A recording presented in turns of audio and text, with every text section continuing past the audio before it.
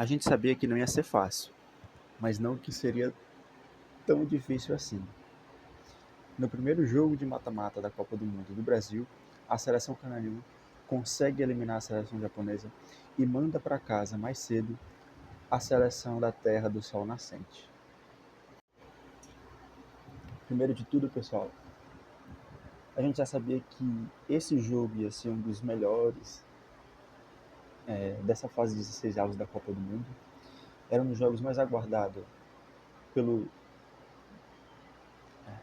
ambas as seleções e ambos os países, mas também de toda a Copa do Mundo.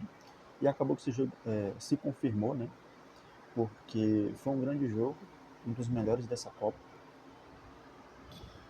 A seleção brasileira começou no primeiro tempo, nos primeiros minutos, muito bem. Teve a pausa técnica. Depois da pausa técnica, acho que aos 29 minutos, o Brasil tentava sair para o ataque num contra-ataque. A bola vai para a direita com o nosso lateral Danilo. Ele tenta uma bola no meio, erra, e o volante do Japão consegue roubar a bola e vai arrastando. Pegou o time inteiro do Brasil saindo para o ataque. E quem ficou na recomposição, quem teve que ir atrás do volante japonês, foi o Casemiro, que tinha levado amarelo alguns instantes antes, né? Quando parou a jogada do atacante Ito. Isso fez com que ele ficasse amordaçado ali.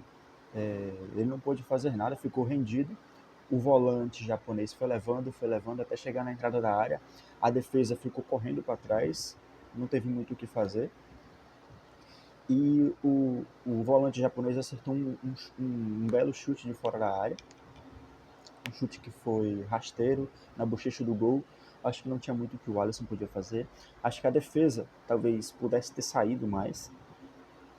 E o Brasil tomou um gol no momento ali em que estava muito bem na partida. Mérito do Japão, que soube aproveitar uma falha na saída de bola brasileira e com um chute de muita felicidade conseguiu achar o seu gol. Depois disso, o Brasil tentou, fez muitas finalizações de fora da área, mas sem muito perigo, e esse desenhando um cenário difícil até para o Brasil. Com Casemiro amarelado, com depois do gol sem muita criatividade, o Japão até conseguiu ficar mais com a posse de bola no fim do primeiro tempo. Depois disso, vem segundo tempo, todo mundo pensou que o Ancelotti iria tirar o Casemiro, talvez nem tanto pela e o Casemiro, após o gol, mesmo ele não sendo diretamente culpado, ele caiu muito de produção. Ele teve uma péssima atuação depois do gol. E todo mundo pensou que no intervalo o Ancelotti já voltaria com o Fabinho ou até mesmo com o Ederson. Mas não. Casemiro ficou em campo e a alteração que teve foi o Endrick. Depois disso, o Brasil começou o segundo tempo em alta rotatividade e parece que o Ancelotti tem algum plano mesmo, porque ele deixa o Casemiro em campo, o Casemiro faz uma excelente partida, o Brasil começa a criar e empilhar oportunidades, primeiro com o Bruno Guimarães no cruzamento que vem pela direita, acho que uma bola cruzada pelo Danilo. Bruno Guimarães faz uma cabeçada que não foi tanto no canto, o goleiro Suzuki conseguiu fazer uma ótima defesa.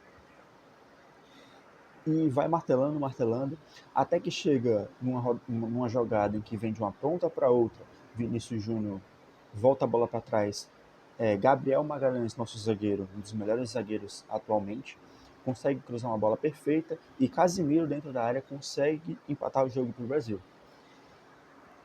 Como o futebol é curioso, né?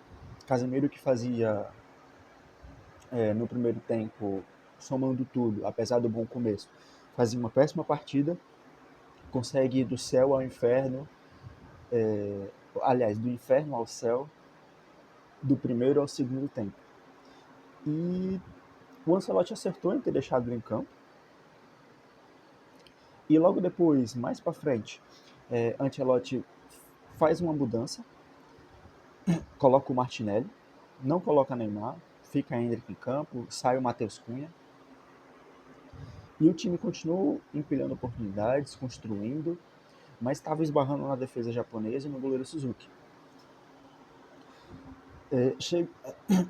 O Vinícius Júnior tem um lance assim emblemático que ele pega a bola quase no meio de campo, dá uma caneta em progressão é, em um meia japonês e vai levando, chega até a entrada da área, dá um corte para dentro e chuta, mesmo com aquele chute dele característico, com a ponta do pé. E o goleiro Suzuki pega e a bola bate na trave, seria um gol antológico, muito bonito, mas Vinícius Júnior não conseguiu chegar até o seu gol. E foi se passando o tempo, a seleção japonesa conseguindo segurar, com algumas escapadas, não levando muito perigo, mas conseguindo escapar, mas não chegando a finalizações perigosas à meta do Brasil.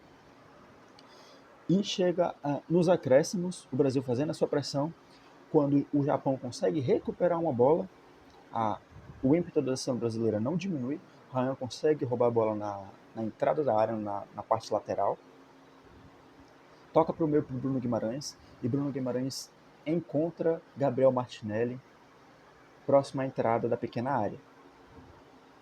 Gabriel Martinelli pensa, para, chuta no cantinho, a bola bate na trave e entra no gol. Um gol que nos acréscimos, um gol para desafogar todo mundo. Uma partida emocionante, né? E que foi muito importante para o Brasil porque a gente sabia que a seleção japonesa ela chega nessa Copa do Mundo não como favorita, claro, mas como uma boa seleção, uma seleção muito compacta, muito disciplinada taticamente e com alguns destaques. Apesar de que muitos desses destaques não conseguiram ir para a Copa, né? Mesmo o Cuba que estava na Copa não esteve nessa partida, Minamino não foi para a Copa, alguns destaques do Japão não conseguiram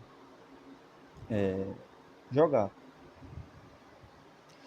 Mas o Brasil não tem nada a ver com isso. O Japão fez uma boa partida, conseguiu segurar o Brasil até certo ponto, mas no final o Brasil martelou e conseguiu a sua vitória. E uma vitória importantíssima porque foi sobre um Japão disciplinado, um Japão que não havia perdido em Copa do Mundo, tinha enfrentado uma boa seleção da Suécia, uma boa seleção da Holanda e não perdeu. Foi uma vitória de virada. Praticamente nos últimos minutos o Brasil conseguiu seu gol de desempate. E é uma vitória que mostra, sobretudo, a união do grupo e uma mentalidade vencedora. E o que falar de Ancelotti, né? Mantém Casemiro, Casemiro faz gol. Entra Gabriel Martinelli, Martinelli faz o gol da virada. O Brasil tem feito uma Copa de evolução e eu acho que a gente não pode duvidar de uma seleção que é pentacampeão mundial. Vamos aguardar até amanhã, dia 30 de junho, para ver qual vai ser a adversária do Brasil, se é Costa do Marfim ou Noruega, que são duas ótimas seleções e que com certeza vão dar trabalho para o Brasil. E é isso. Valeu, pessoal.